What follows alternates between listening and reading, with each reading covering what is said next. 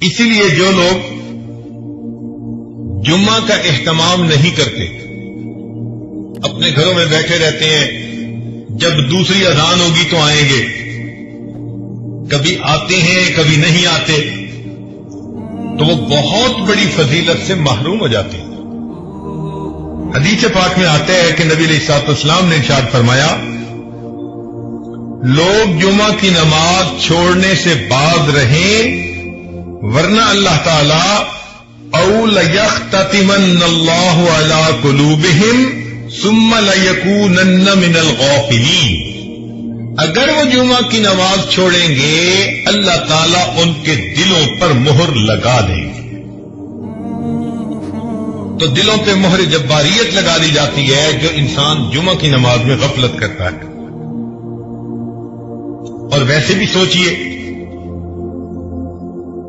قوم یہود نے یوم الست کی ناقدری کی تھی، یوم السبت کی ناقدری کی تھی۔ ان کو کہا گیا تھا کہ اس دن تم نے مچھلیاں نہیں پکڑنی، مگر انہوں نے ہیلے بہانے سے اپنی مرضی پوری کر لی۔ تو یوم السبت کی ناقدری کرنے پر قوم یہود کی شکلیں ظاہر طور پر اللہ نے مسخ کر دی تھی۔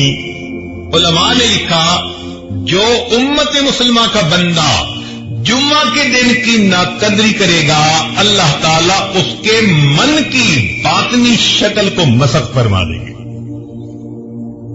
اس لیے آپ دیکھیں کہ جو بندہ جمعے کا اہتمام نہیں کرتا نا، وہ کسی کام کا نہیں رہتا، دل مسخ ہو جاتا ہے، دل کی شکل اندر کی بدل دی جاتی ہے۔ نہگاری میں کب تک عمر کاٹوں،